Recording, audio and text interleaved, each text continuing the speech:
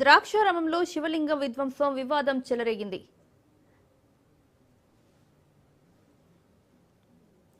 ఈ విగ్రహ విధ్వంసం ఘటనలో ఎలాంటి రాజకీయాలు లేవన్నారు జిల్లా ఎస్పీ. నిందితుడు ఇతర మతస్థుడు కూడా కాదన్నారు ఎస్పీ. అతనికి ఆలయ సిబ్బందితో కొంతకాలంగా స్థల వివాదం ఉన్నట్లు తెలుస్తోంది. పూజారిపై కక్ష కొద్దీ నిందితుడు శ్రీనివాస్ విగ్రహం ధ్వంసం చేసినట్లు తెలుస్తోంది. నిందితుడిపై కఠిన చర్యలు తీసుకుంటామన్న జిల్లా ఎస్పీ.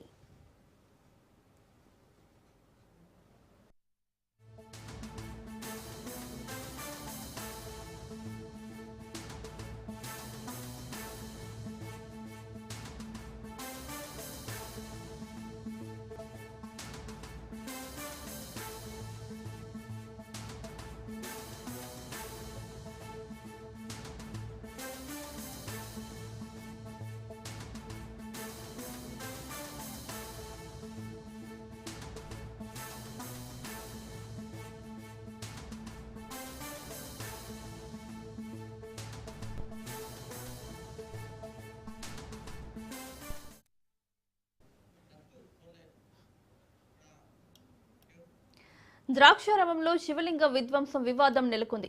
ఈ విగ్రహ విధ్వంసం ఘటనలో ఎలాంటి రాజకీయాలు లేవన్నారు జిల్లా ఎస్పీ. నిందితుడు ఇతర మతస్థుడు కూడా కాదన్నారు ఎస్పీ. నిందితుడికి ఆలయ సిబ్బందితో కొంతకాలంగా స్థల వివాదం ఉందని తెలిపారు. పూజారిపై కక్ష కొద్దీ నిందితుడు శ్రీనివాస్ విగ్రహం ధ్వంసం చేశారన్నారు. నిందితుడిపై కఠిన చర్యలు తీసుకుంటామన్నారు. ఇదే అంశానికి సంబంధించి మరిన్ని అప్డేట్స్ మా ప్రతినిధి దత్తు అందిస్తారు. దత్తు,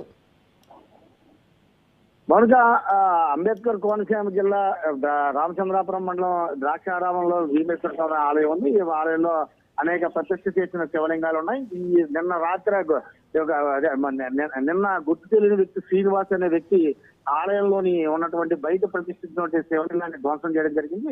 ఈ విషయాన్ని గుర్తించిన ఆ ఆలయ యంత్రాంగం కూడా చడి చెప్పులు లేకుండా ఇంకో లింగాన్ని రాత్రి సమయంలో ప్రతిష్ఠ చేశారు. ఈ నేపథ్యంలో స్థానికులు ఆందోళన వ్యక్తం చేయడం జరిగింది.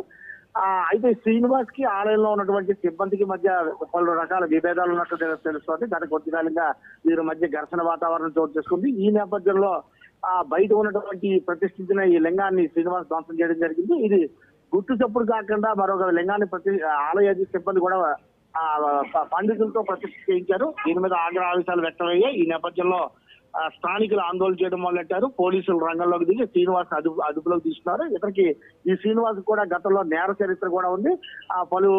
పలు కేసుల్లో ఈయన ముద్దాయిగా కూడా ఉన్నాడు. ప్రస్తుతం అయితే కనుక పోలీసుల అదుపులో ఉన్నాడు. అయితే గుళ్ళో ఉన్నటువంటి హిందూ దేవాలయంలో ఉన్నటువంటి విగ్రహాలు కావచ్చు, లేకపోతే శివలింగాలు కావచ్చు, లేకపోతే అమ్మవారి మాతృమూర్తులకు సంబంధించినటువంటి రక్షణ లేదనడానికి ప్రత్యక్ష ఉదాహరణగా దీన్ని చెప్పొచ్చు. గుళ్ళలో సీసీటీవీ నిఘా వ్యవస్థ ఉంటుంది. ఆలయ సిబ్బంది మాత్రం అందులో మన తూర్పు గోదావరి, ఉభయ గోదావరి అంటే ఉమ్మడి ఉభయ గోదావరి జిల్లాలో ఆలయాలకు ప్రసిద్ధి పురాతన ఆలయాలు కూడా ఉన్నాయి. ఇది కార్తీక మాసం నుంచి మొదలయ్యి ఈ పండగ వెళ్లే వరకు ఆలయాలు రద్దీ అధికంగా ఉంటుంది.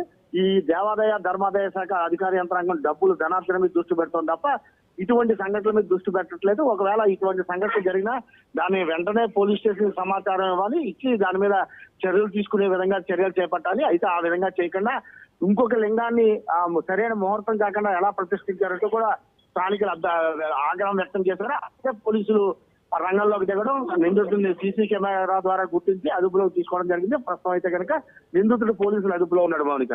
Right Dattu, thank you.